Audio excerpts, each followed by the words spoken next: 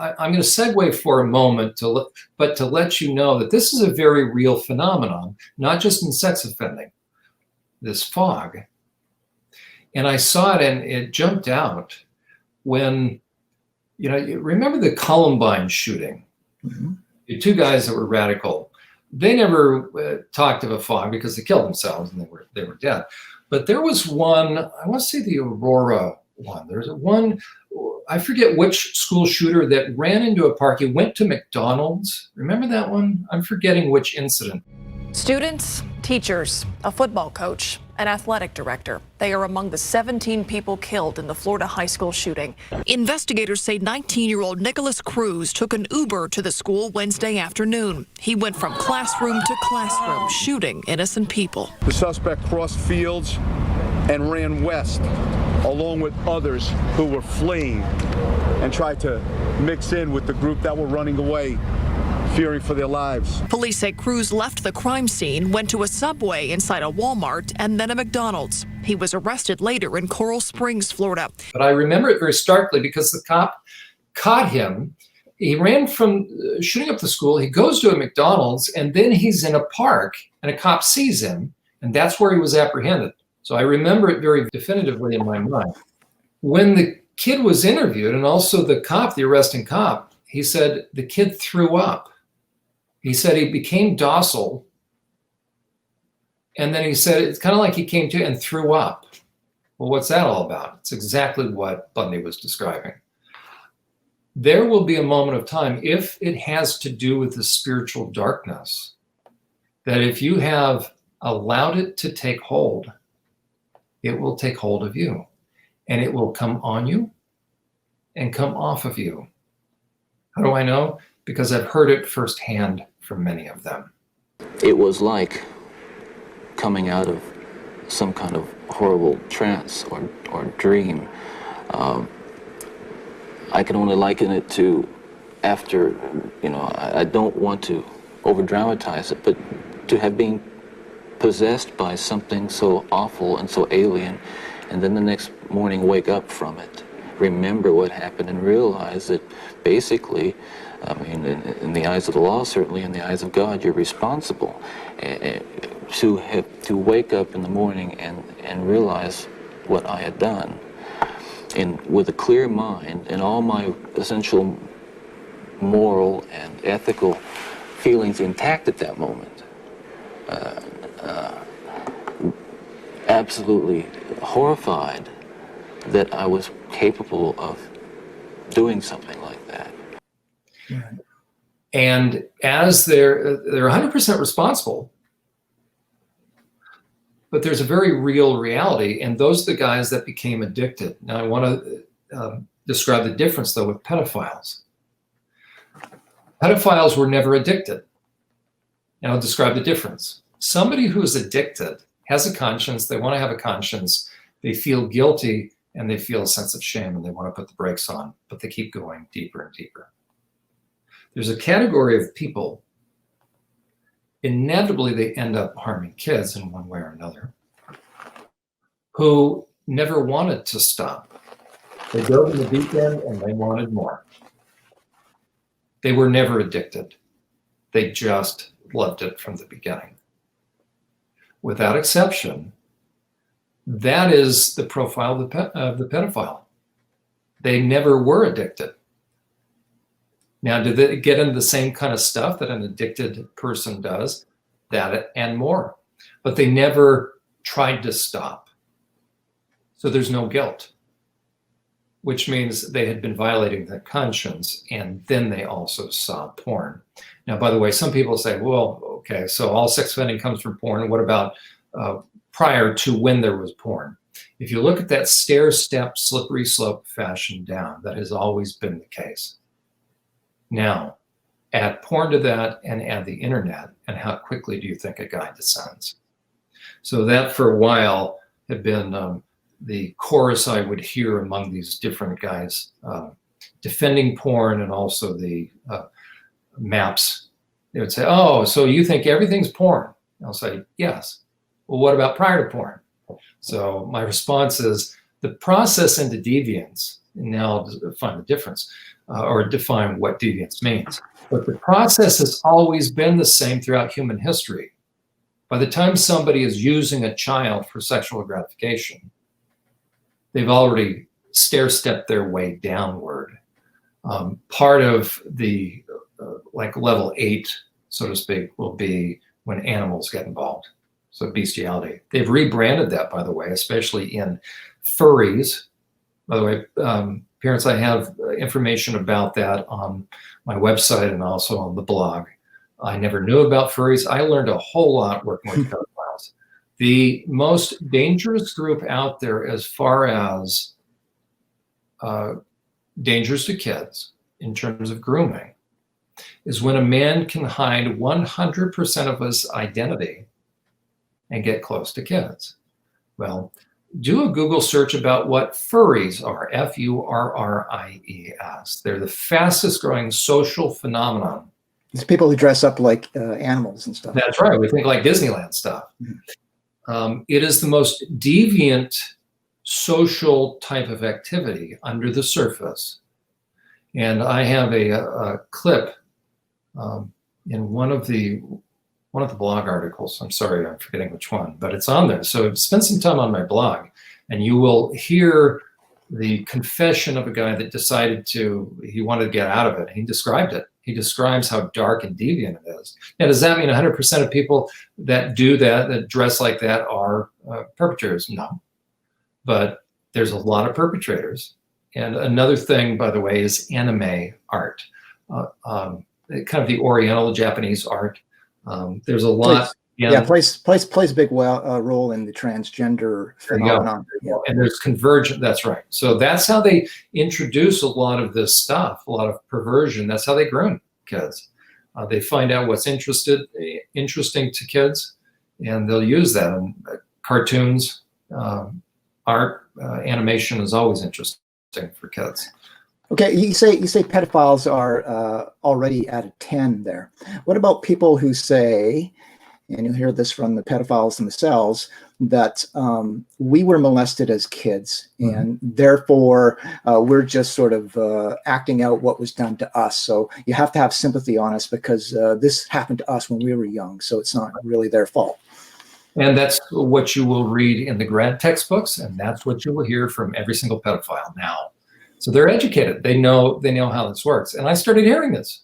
Okay, educated. Before you go on to that, that was another thing that I heard you say in another interview, is that one of the things that you say that you found unique about pedophiles is that unlike your sort of run-of-the-mill sexual predator, the pedophiles seem to be heavily interested in researching the phenomena of the crime that they're been charged with. That's right. That's right. One thing that I tell people is the best way to understand pedophiles is to understand somebody that is running a cult, a cult leader. They will use very, very similar tactics and methods as far as manipulation, brainwashing, and all that. It's almost identical. And that, by the way, is exactly what is happening in the trans deception, the trans movement, but I call it the trans deception. Right. So those people who follow me will know that I wrote 3 years ago now an essay called Synanon, the Brainwashing Game in Modern Transgender Activism, where I compared the techniques used in Synanon to what's going on in the transgender movement. And there's almost a direct correlation there between the two. Exactly correct. As a matter of fact, I liken it to, and it's interesting how quiet it's been about NXIVM. Remember the NXIVM sex cult, Keith Raniere and Allison Mack. His charms ensnared Hollywood actresses and a billionaire heiress. Raniere founded a self-help organization called NXIVM. Prosecutors called it a cult. The jury heard about a woman confined for almost 2 years as punishment for liking another man, and how Raniere had sex with an underage girl. There's a lot of embarrassment, a lot of regret. It told the story of Canadian actress Sarah Edmondson, one of many to get out. The court heard about a secret society within NXIVM called DOS.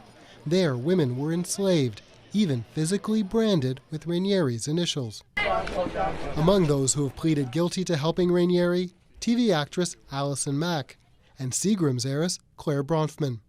Raniere is facing up to life in prison, and will be sentenced in September. Done a video about Allison Mack, a white-collar psychopath. And by the way, that's important to know. There are two different kinds of psychopaths. One is the bloody reactive psychopath, and the other is a white-collar psychopath. I think there's probably 95% white-collar psychopaths. You'll find them in politics, you'll find them in finance, you'll find them in sales.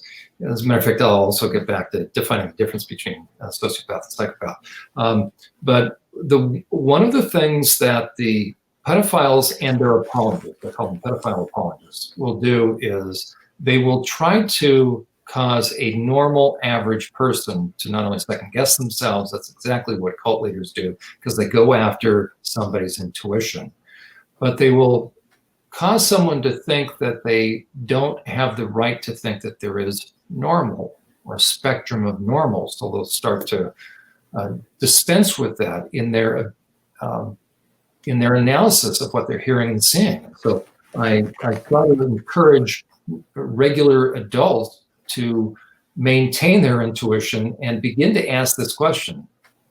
So what average guy do you know that is uniquely steeped in research pertaining to pedophiles?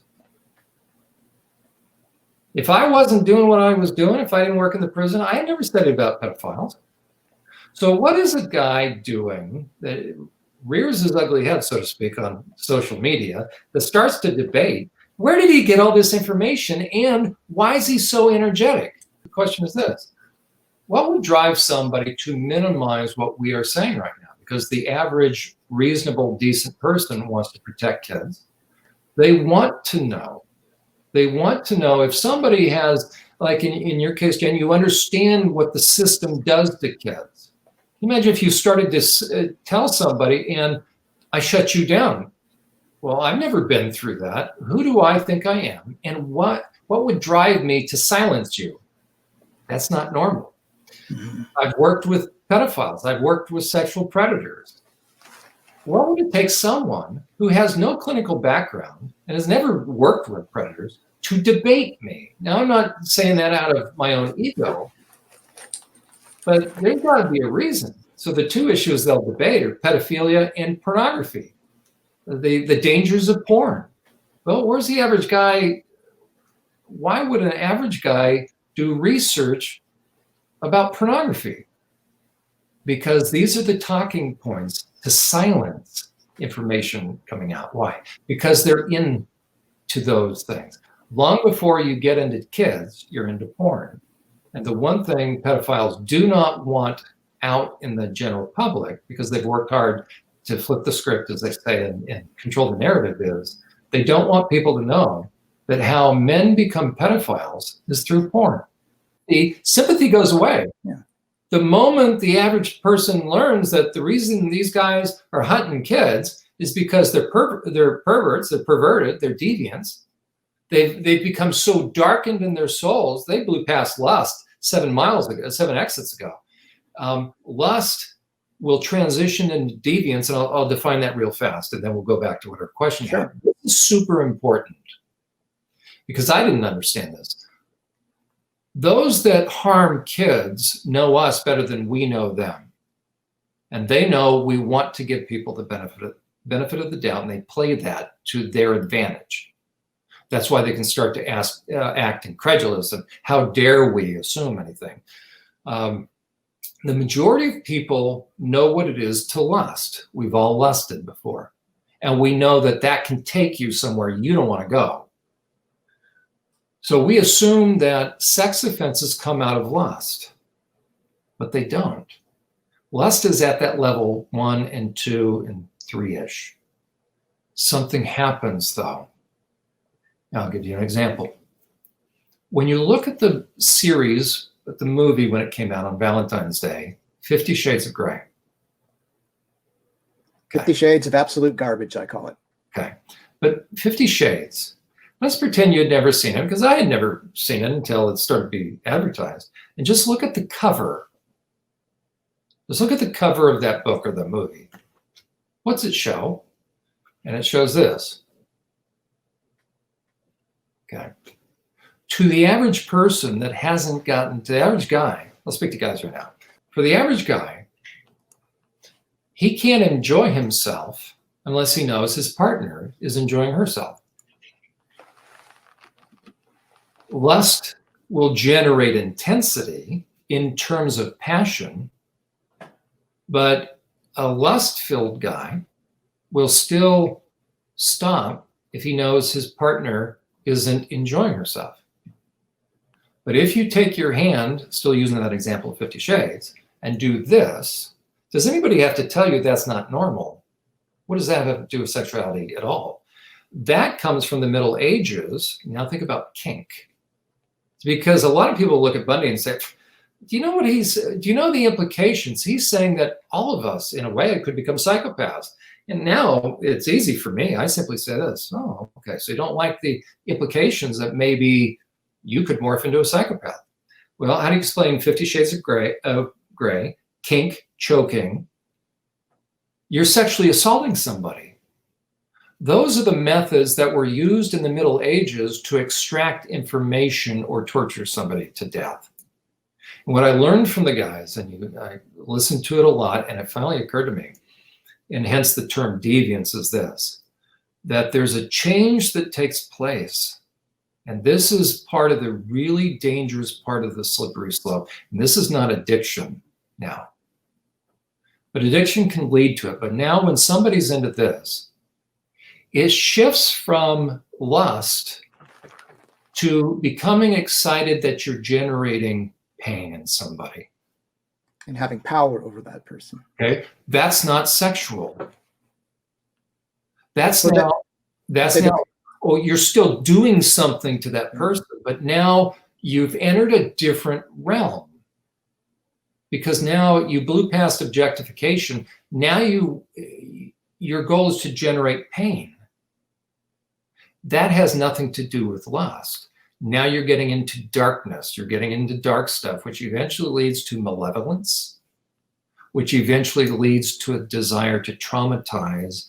And now you go far enough on that chart, 9 and 10, to scar and mar and defile. And what have I just described when I use the term defile?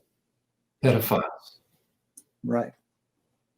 Okay, so let's just stop there. What I want to show here is something from the Attorney General's Commission on Pornography that was done, I think, in 1989, and something that they ascertained there, and something that I want to touch on, because today, when you talk about the harmful effects of pornography with people, people I think are having trouble distinguishing that there are significant differences between, say, your something like Playboy or whatever, and some of the stuff that we're seeing now. But this is not something new. This was understood a long time ago. So let me just bring up the press conference or an excerpt from the press conference that the spokesman for the Attorney General's Commission on Pornography had to say about what they found in the course of their investigations. And I believe it was a 2-year-long investigation. And James Dobson, again, was part of that.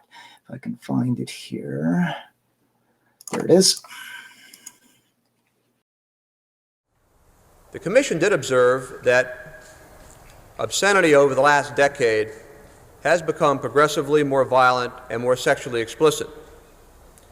We observed what we thought to be an unparalleled emergence of materials in the market which portray the abuse of children and depict violence and degradation toward women.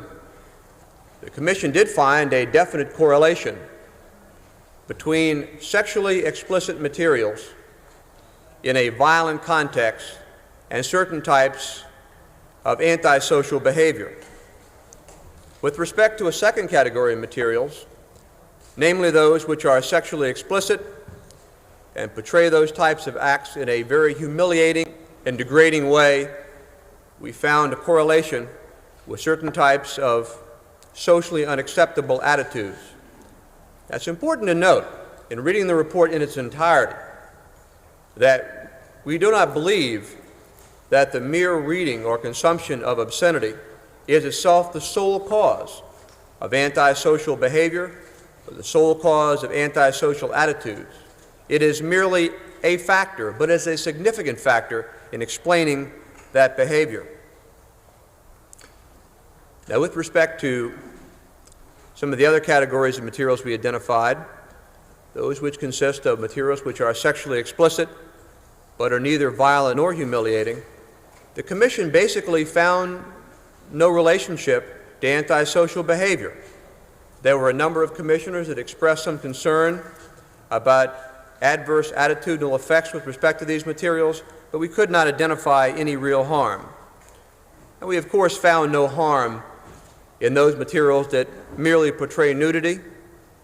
On the other hand, with respect to what is legally defined to be child pornography, we found that to be the most pernicious form of materials. Those of you who feel that there was not a diversity of philosophy or opinion on the Commission, I would ask you to examine the personal statements and see the wide variety of viewpoints and concerns that various commissioners had, some concurring, some dissenting. I wanted to know about your thoughts about the possibility of a link between organized crime and pornography and obscenity. What kind of conclusions did you draw? Could you kind of enumerate your thoughts on that, please? The evidence that we heard would indicate much of the illegal obscenity industry is organized to the extent that it could be, with a small o, considered organized crime. But with respect to classic organized crime, that which is affiliated with La Cosa Nostra and operations of that type, we found some association, and much of our testimony indicated some linkage between major distributors of obscenity and certain organized crime families. In your comment section, you say that you would have preferred to have much more forceful language used in comments regarding the harmfulness of certain types of pornography. What would you have preferred? Well, with respect to those materials that portray the abuse of children and those materials that show violence and degradation toward women, I would like to have seen a little bit stronger language used than that which is contained in the text. I'm not prepared to give you alternatives. That's what I'm asking. What would you have preferred? I would like to see the strongest condemnatory language we could possibly fashion, because I feel those types of materials are truly harmful. Okay, so here he's talking about a difference between like Playboy type stuff and violence. And something that this commission said that's actually not in that clip is that they said that in their analysis they didn't look at the printed word. They were just looking at visual materials. And I thought that was interesting because if we go back to Ted Bundy, he mentioned one of the things that really had an effect on him were these detective magazines. As young boys do, we explored the back roads and sideways and byways of our neighborhood, and from time to time we'd come across pornographic books of a harder nature than more graphic, you might say, more explicit nature than we would encounter, let's say, in your local grocery store.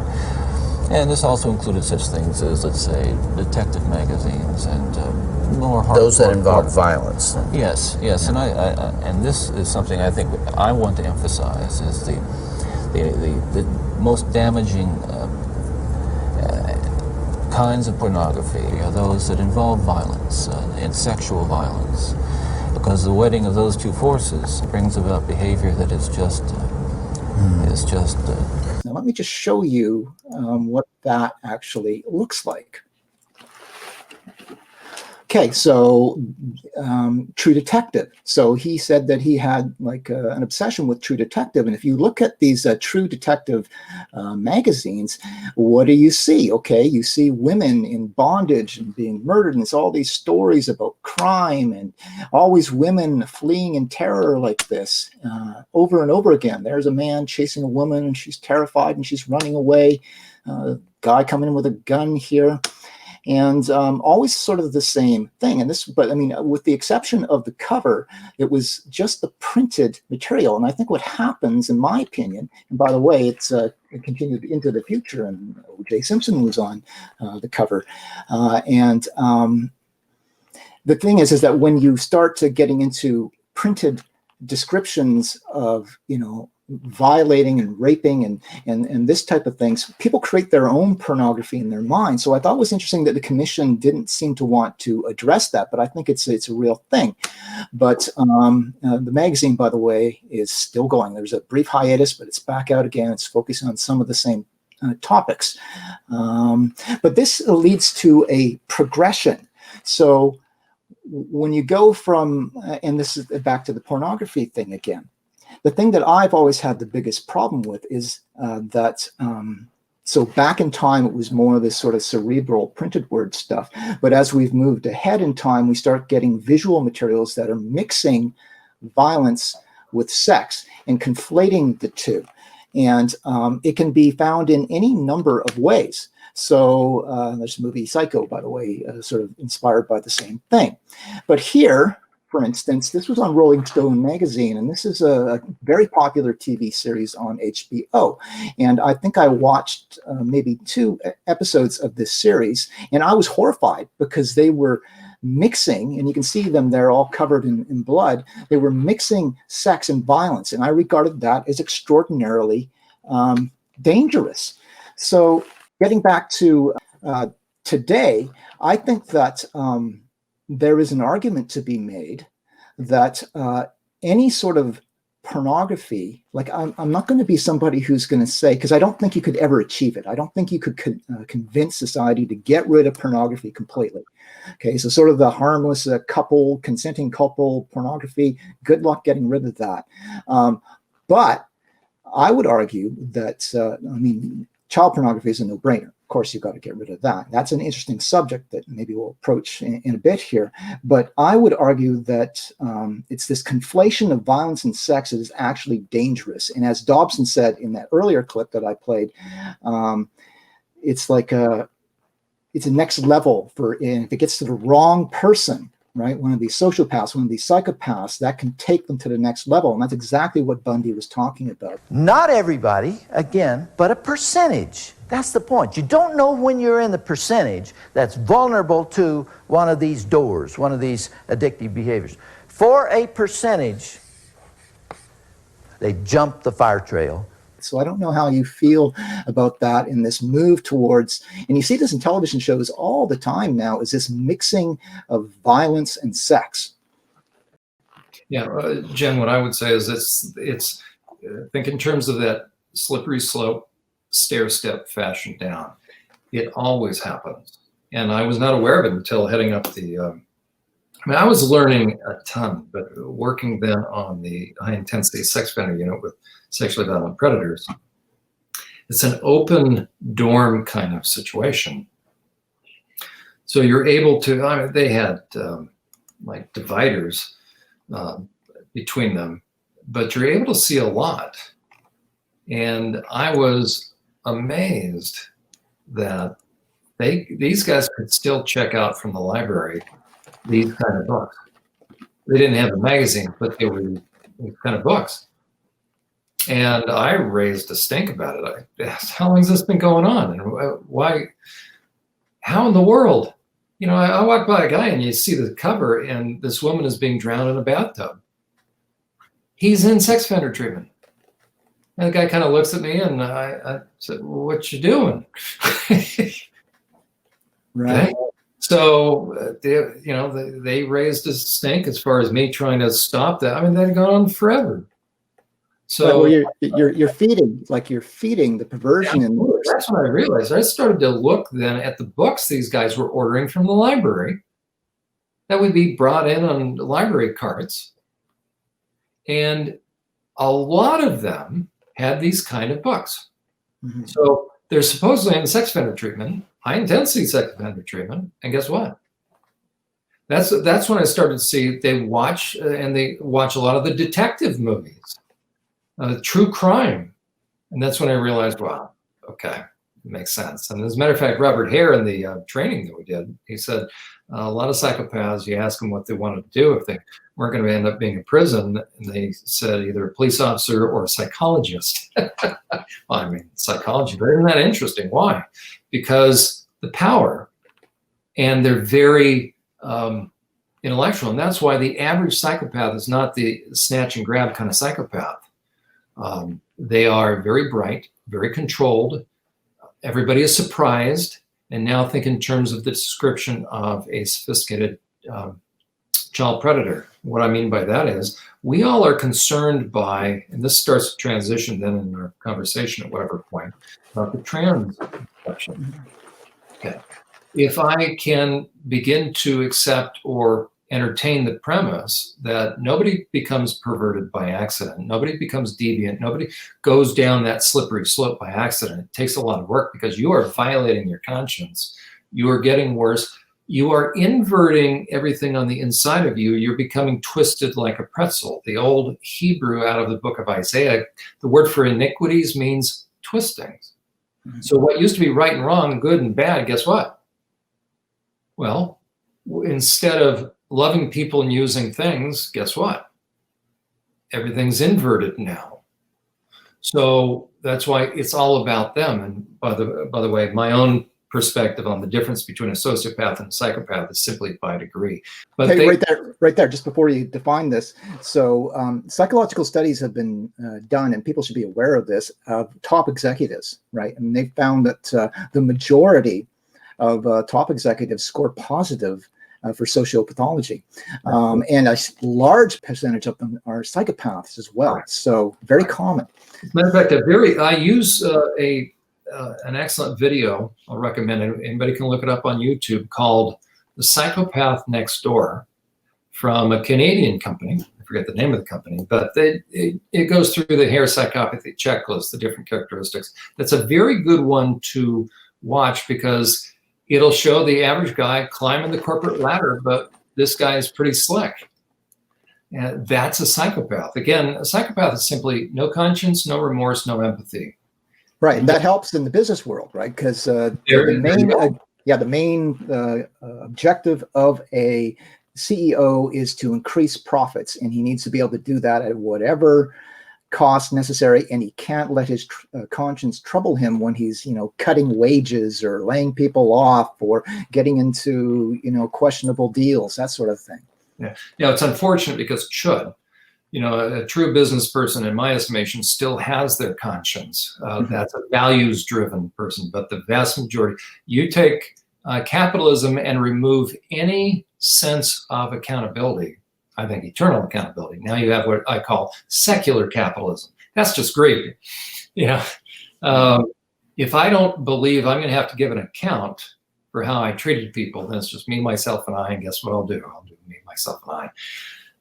The way I define a sociopath is simply somebody that does cost factor analysis. And as long as he is deriving benefit and the cost isn't greater, he'll continue.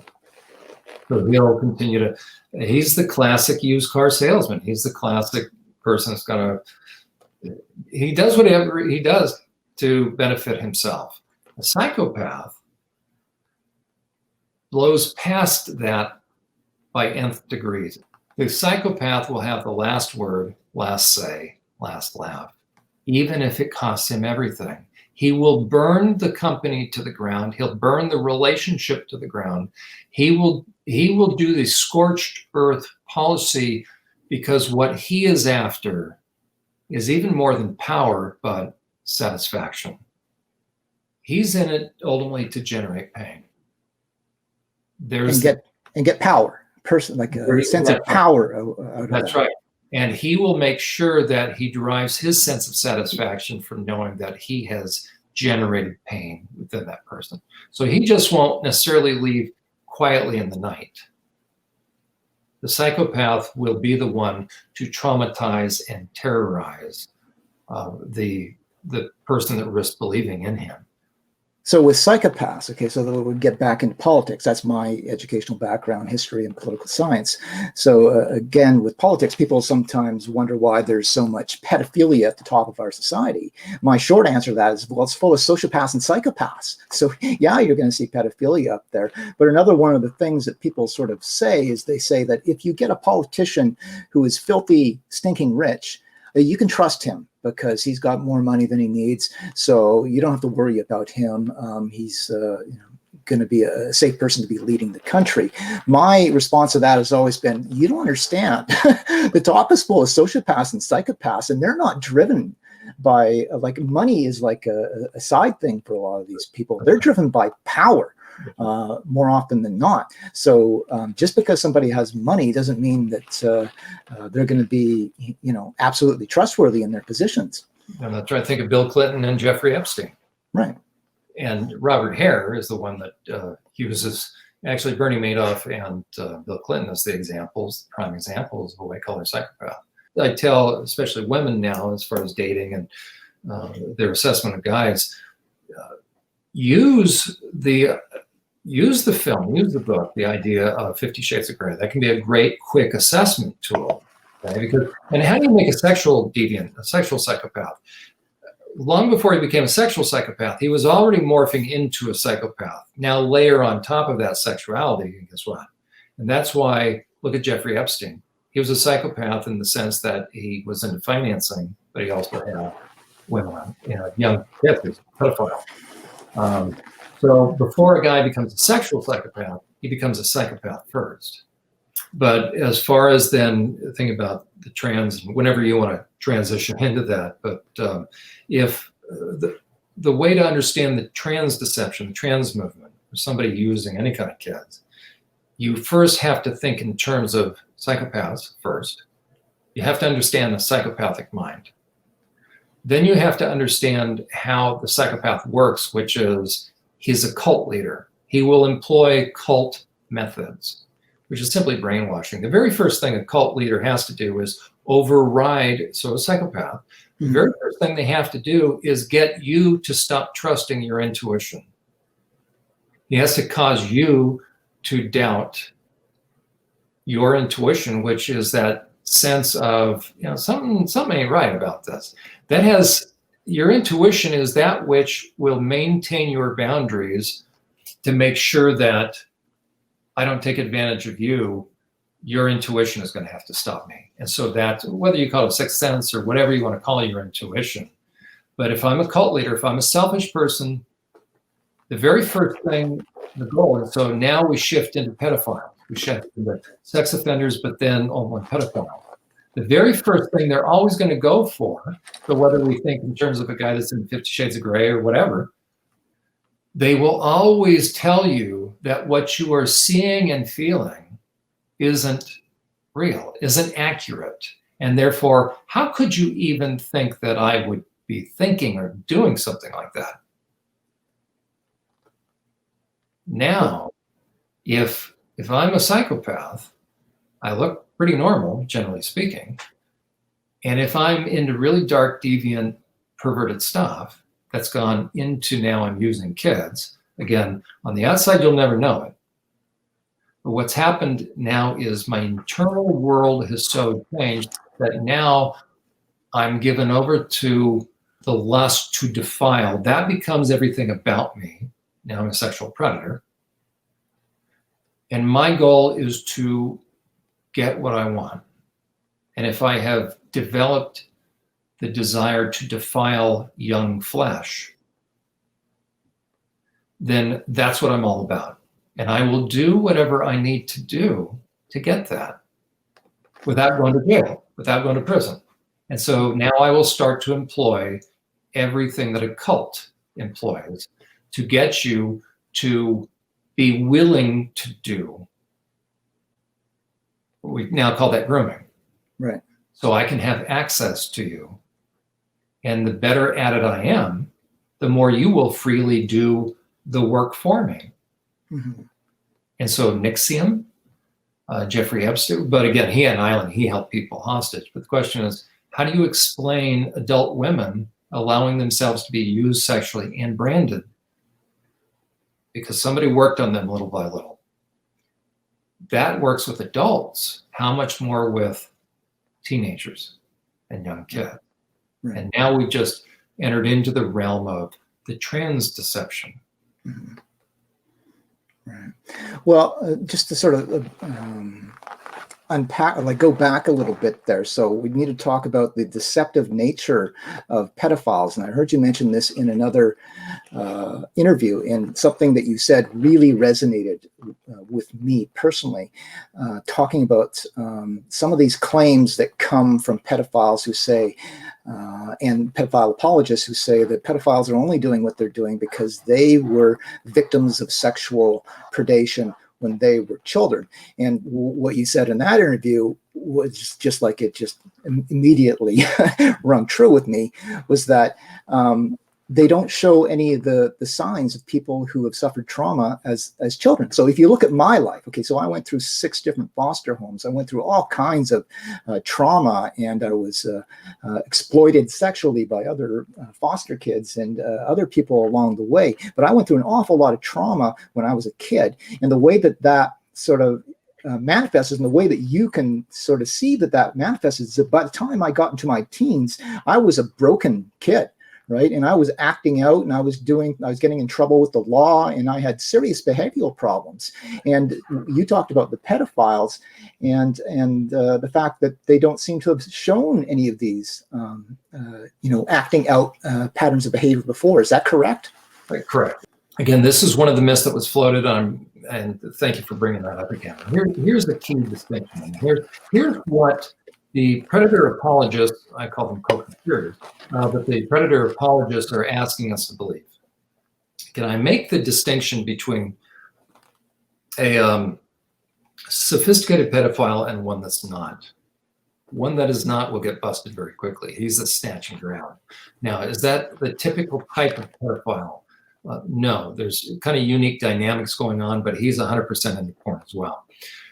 When I use the term pedophile, I qualify it by saying sophisticated pedophile. That's the vast majority of pedophiles that we're talking about. What do I mean by that? He's the guy that everybody was surprised that got busted, and has lots of victims, and has tons of porn. The snatch and grab kind of guy that most people, stranger danger kind of guy. By the time he's busted, if you ask the neighbors or the co-workers at McDonald's or wherever the guy was, and if a news reporter asks, hey, does it surprise you that we found the guy in the park? The vast majority of the time, what you're going to hear is this: no, the guy was kind of freakish. He was, he was all strung out all the time, or there's something not right. He's a little off. Okay, that's going to be the description of the snatch and grab kind of guy, the in the van kind of thing, and you pull the kid in. I'm not minimizing any of that, but that's the vast minority of child predators. The vast majority of predators are the ones that we read about. He's the Larry Nassar. The former USA gymnastics team doctor appearing in court on Wednesday, admitting to using his position to abuse underage girls. Among his accusers are some of the top Olympians in that sport. And ABC's Paula Ferris joins us now with those details. Paula, good morning. Good morning to you, and happy Thanksgiving to both of you. Larry Nassar will most likely spend the rest of his life in prison. In this criminal case, 3 of the girls that he admitted to abusing were under the age of 13. Former U.S. women's gymnastics team Dr. Larry Nassar appearing in a Michigan courtroom on Wednesday, pleading guilty to 7 counts of first-degree criminal sexual conduct involving young girls that he was treating for athletic injuries. He's the doctor. He's the teacher. They're usually mandated reporters, which means they've been trained in child abuse recognition. They know, they've signed on the dotted line at their work. So teachers, coaches, police officers, clergy, these are all the ones that we hear about. First of all, what's the typical age of those guys? Certainly over age 20. By the time those guys get busted, they're into their 30s, 40s, and 50s, and even longer. And it's their first arrest. But the question is this: how long have they been perping? How long have they been doing this? Years. So there's a degree of sophistication in the sense that you've got to be pretty good to be perping on kids and nobody notices, which means 2 things. You're so good at what you do, sleight of hand and gaining trust.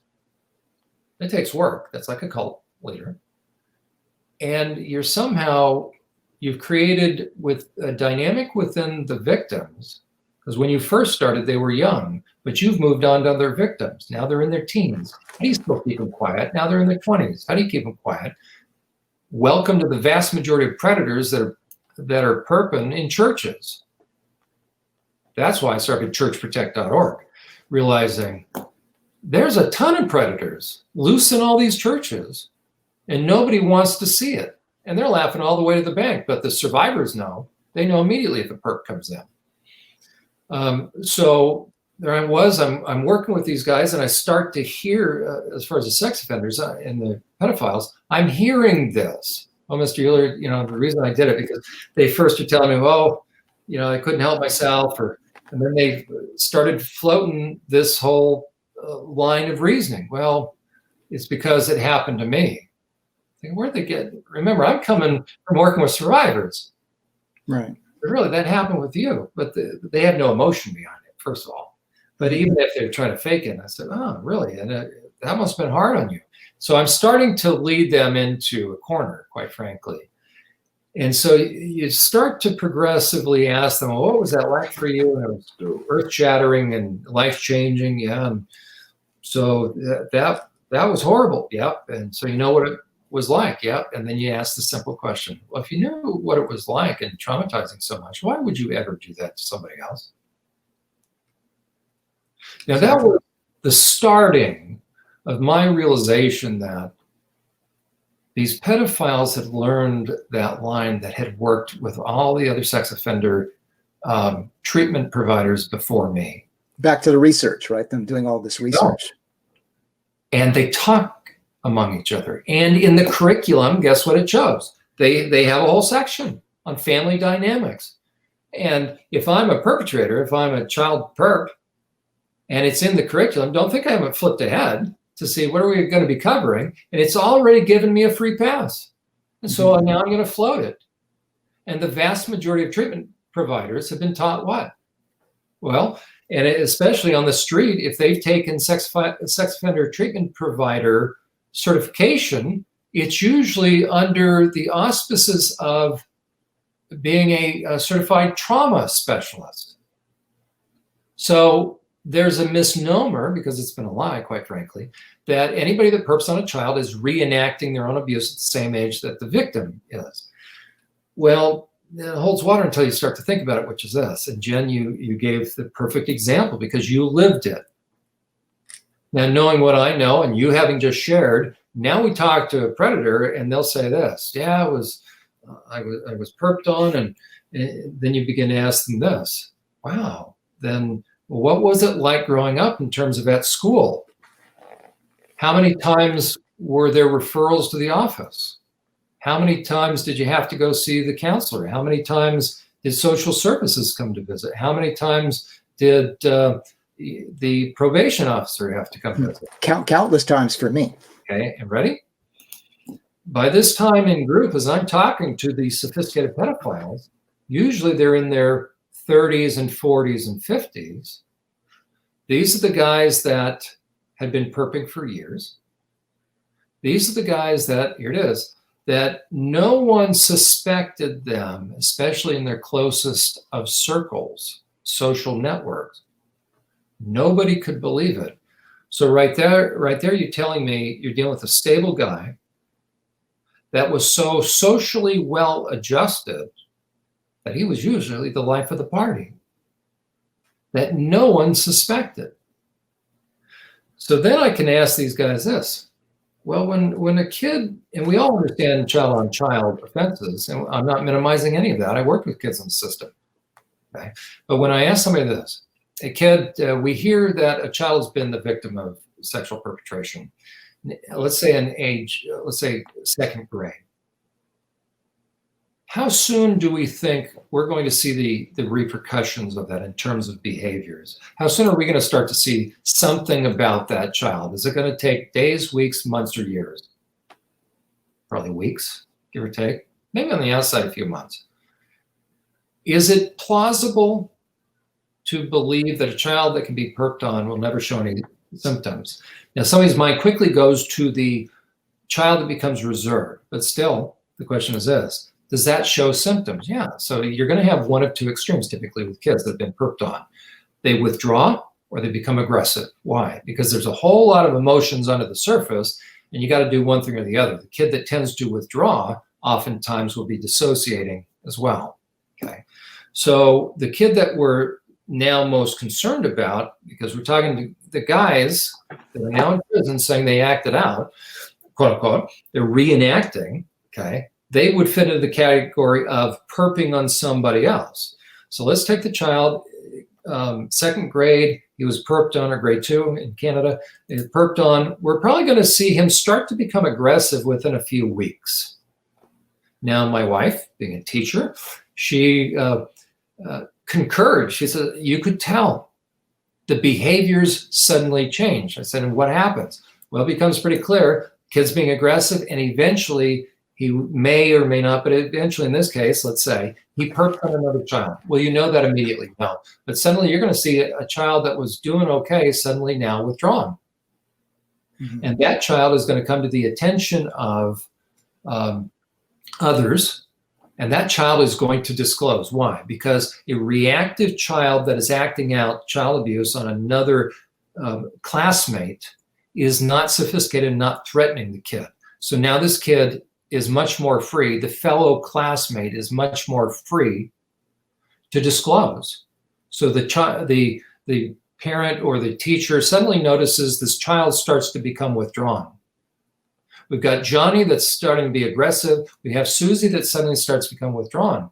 The teacher finally notices and asks, and the child comes out and says, it's Johnny. Okay.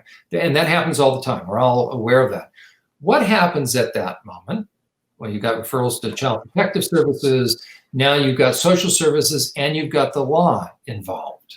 Okay. You've got two systems now that get involved. Hopefully Johnny gets help, but is Johnny going to show behavioral signs for the next couple of years? Probably. That's before he hits puberty and hormones kick in. Oftentimes what happens, we start to see this troubled kid emerge into junior high or middle school and then into high school. Hopefully he's been given some help, but the question is, will there be a paper trail on Johnny? Yeah. Yeah, there's a paper trail on me. Right, we have compassion on Johnny, but there's going to be a paper trail saying that this kid was perked on, but now he's offending other kids. We have total compassion on that. I used to work with Johnny. Mm-hmm. But the question is this: what's the likelihood that Johnny could have ever made it through all the way through elementary school and all the way into middle school or junior high and all the way into high school and graduating without ever, now remember, he's the acting out aggressive kind that's now held it in and never hurt anybody. Now I've almost described an anomaly, it never happens. Now he's into his early 20s. Mm-hmm. And now he's absolutely stable. He's the life of the party. He's socially well adjusted. He's in his 30s or 40s. And nobody ever suspected there was any mental health issues, any behavioral health issues, and there's no paper trail on him. I didn't start piecing my life back together until I was in my 30s. Right. Now, let me ask you, what's the likelihood that somebody's going to make it to their 30s and 40s that's been perked on and no one noticed, not even the spouse, and there's no ability to produce any paperwork?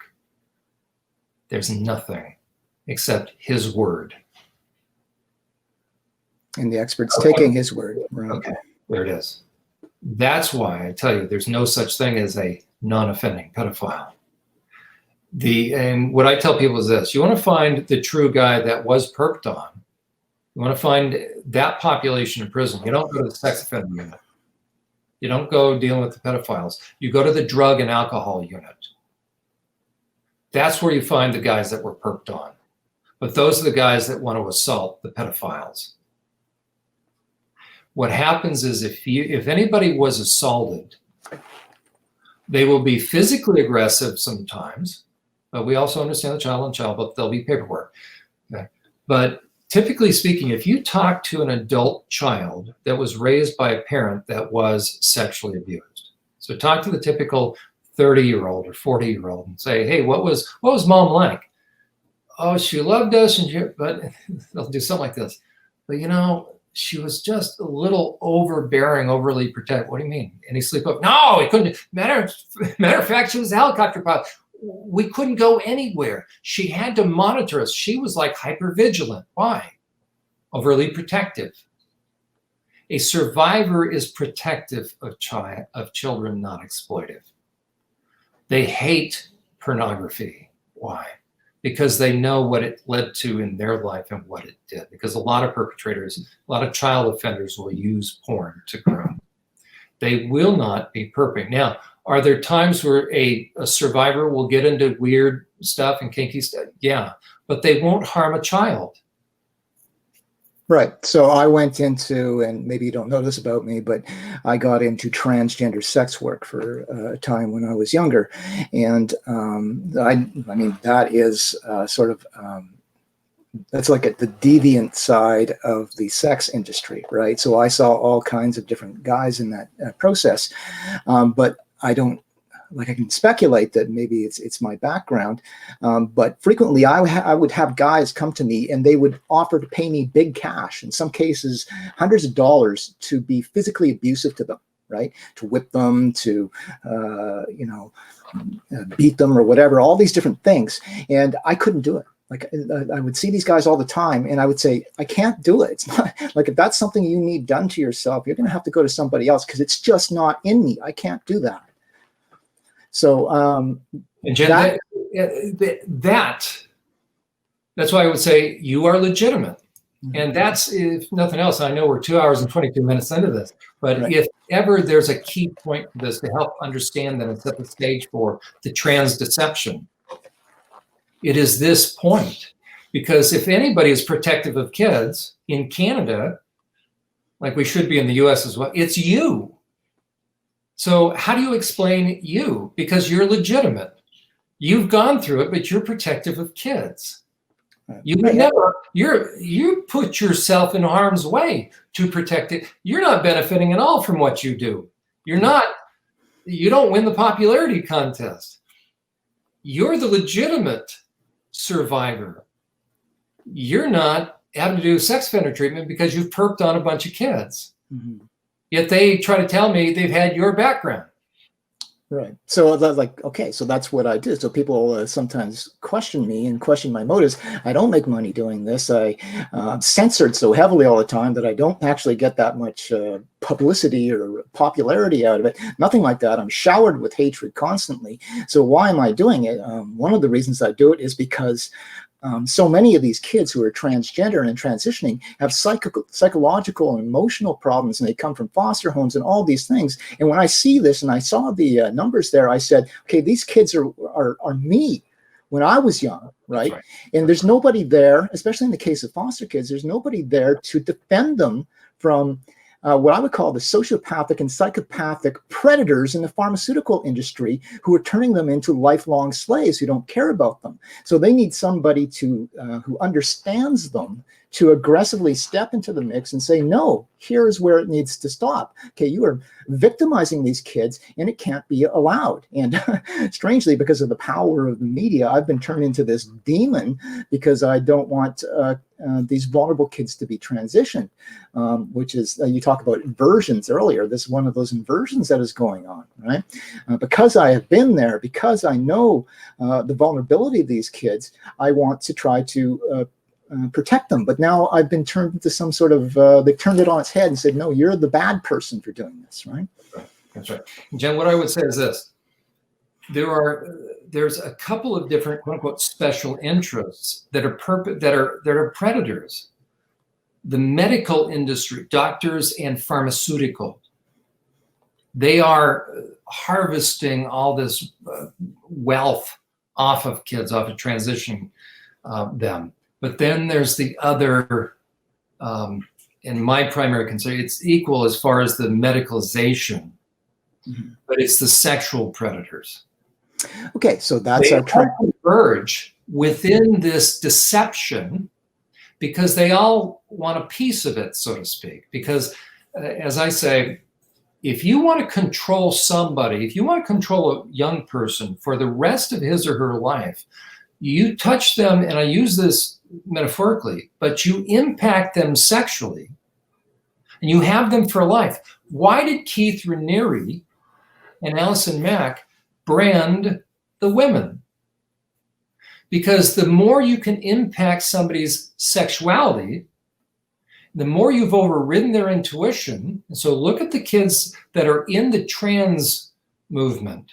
There are primarily 4 categories. Those that have been sexually victimized, so you have survivors. You have those that are autistic, okay, on the spectrum disorder. What do those two have in common? They have difficult times they have difficulty with their intuition, hence boundaries. Okay. Then you have those that are being socially influenced, because kids are susceptible to peer pressure and then all the stuff they see, the RuPaul and all that. And then somebody's grooming one of them, or somebody's grooming. So you really have 4 kids. Survivors, autistic spectrum, those that are socially influenced, and then those that have been groomed. And what I try to tell parents is this: if you have a kid that starts to think or starts to question, starts to bring up issues of sexuality prior to puberty, because that's when sexuality kicks in. Nobody will have to talk about it. They suddenly become aware of it. But prior to puberty, there's nothing in a child to have a sexual thought. That's why boys can dress up as girls and vice versa. And, my son, I was a little mortified for a moment. I'm still, my older daughter dresses my son up in a tutu, but he's got cap guns. And so he's doing this cowboy and Indian things with tutu. And so, I didn't make it was just funny to watch. Does that mean he was going to be, have gender issues? No, kids do that. Right. It only starts to become an issue when somebody externally, or some information comes externally, or some influence. You leave a kid alone and they won't have any awareness of sexuality as we adults think of it. They won't have any hangups. They won't begin to wonder unless it comes from outside of them. The more they start to wonder, the more they start to worry, somebody's doing a number on them in some fashion. They've either gone online and now they're part of a group that's introducing this. Like you go into a lot of these trans groups and it's horrific. So you can have groupthink and now think in terms of a cult, like Scientology. Mm-hmm. Yeah, exactly. Right? So half of the pressure, or exactly the cult that you mentioned, right? You look at how cults work, and the majority of cult members will stay in the family, as they oftentimes call it, because of the peer pressure of others around them, not even the leaders of the organization. The leaders only get involved when the peer pressure of the family doesn't work any longer and somebody wants out. Now the leader is going to step in. So 80% of the work in keeping somebody in the fold is done through that group dynamic where it feeds upon itself. So, you've gotten a reputation, I've gotten a reputation, so I can clear it up right now. Am I anti-trans? No. I have a ton of compassion on the legitimate ones, meaning this, the legitimate kids that have been manipulated into thinking there's something wrong with them. Now they think in terms of a bunch of different pronouns. And I don't get any of that. Because as a matter of fact, prior to 20 years ago, this never existed. Right. So there's two things, though. Okay, so I would say that there are people or kids who have been manipulated to sort of express this way, and we'll maybe look at that at some time. I think what we should do is maybe consider doing a second show. Right, and we'll address that topic in depth. But there's two. So there's the people or kids who are being manipulated from the outside into that identity by various forces, not just, so you're suggesting people with pedophilic inclinations in that. But also, I would say, again, back to the pharmaceutical industry, they're agents of them manipulating them too. But more than that, so in my case, when I first began expressing as transgender, when I was, I don't know how old I was, 9 or 10, I started expressing this way, but it was me trying to create a new me, because I was so rejected by the world that I was looking for a new identity, right? And that's very common, Jen. You hear that among those that are putting YouTubes out of detransitioners, and that's always, always, always going on. There's a part of that young person. So as you work with a person. Right. So there is an organic thing that can happen too. So with me, okay, so I was looking for a new identity and stuff because I had this popular foster sister who was super pretty and everybody loved her. And so I sort of envisioned myself that way. But it wasn't until because I have an OCD personality, I still do to this very day, right? I locked in on that idea and I started sort of obsessing on it. And when I carried that into my young adult years and sort of began mixing that with sex, what I found was that all of the acceptance that I've been looking for was suddenly being showered upon me because there was this market out there of men who would feed me with positive feedback. And so that was like manna from heaven for me, right? And so I sort of fell into it. But that is all I would say is maybe something we should leave. So I don't know about what your schedule is, whether you want to maybe pick up this in a second part next week or at another time. That's fine, because we're now getting into the heart of it.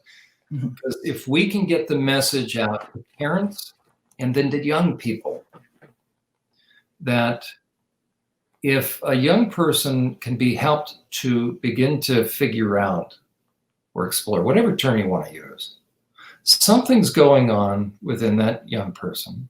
They don't need to be shamed.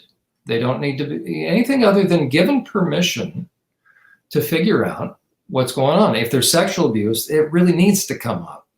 Because if a kid is sexually abused, it's very understandable, and very often they suddenly want to be the opposite gender. Why? Because if I'm a boy being perped on by a man who's perping on boys, figure if I can be a girl, it'll stop.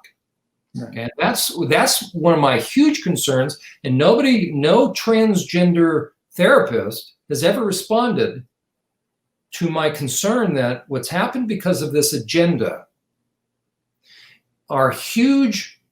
All the red flags that any therapist is trained to look for, they're screaming, they're flying in neon colors, and nobody's simply asking the simple questions.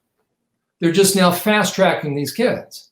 And I've never had one of these therapists come to be this gender therapist that has been willing to answer the simple question. I put a profile together, talk about you're seeing a kid and they say they don't want to be a boy or girl. Well, let's say a girl doesn't want to be a girl and wants to be a boy. Okay, they've got an eating disorder, they're depressed, they've got anxiety, they're having panic attacks, and they are socially isolating, and they have self-injurious behavior, they're cutting on themselves.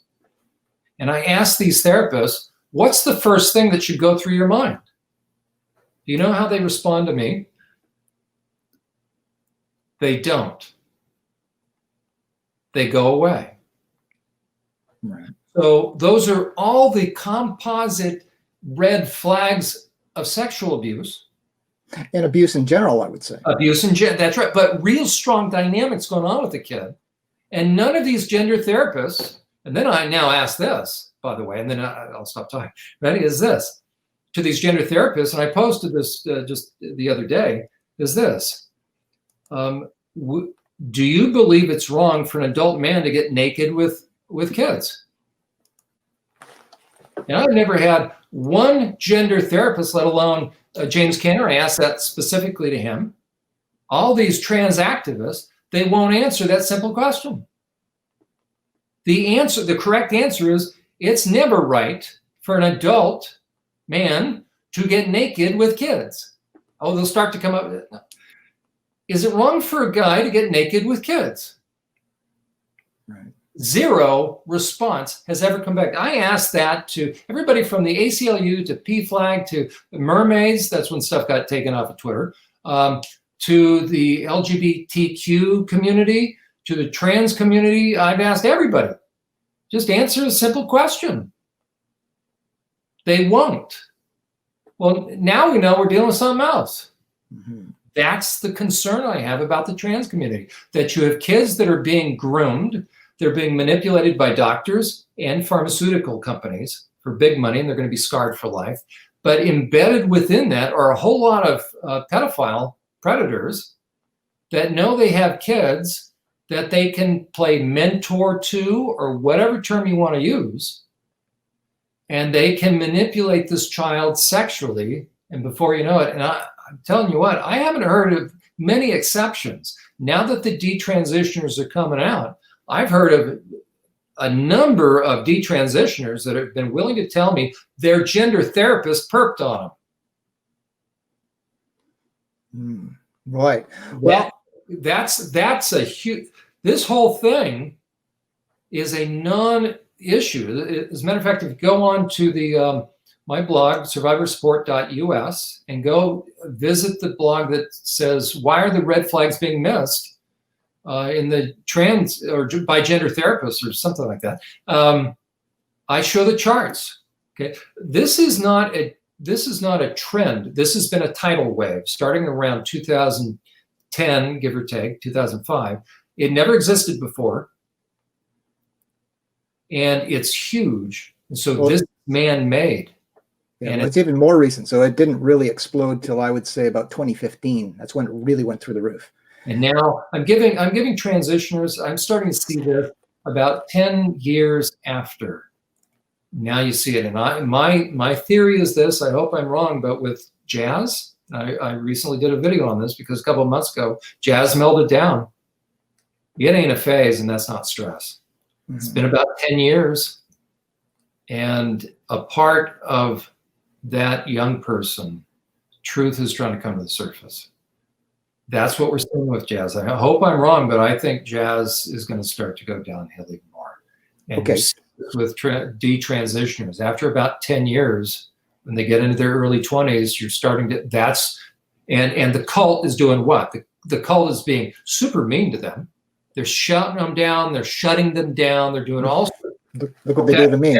Exactly. That's why you, Jen, represent the greatest threat to them, because you're protective of kids. They aren't.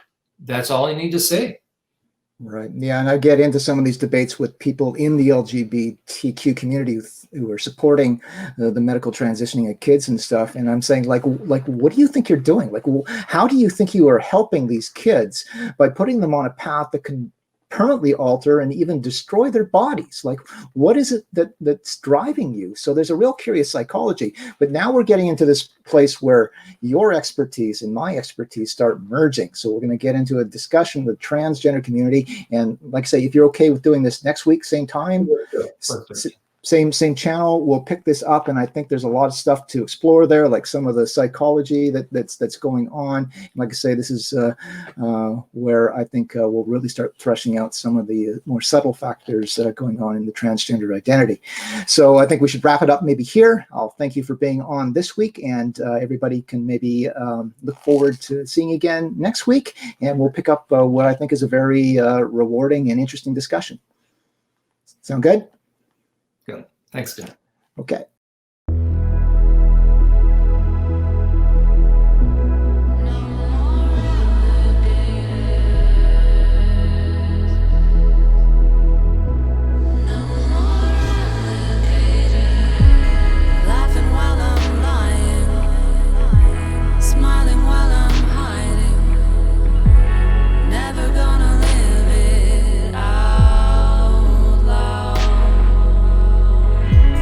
Think I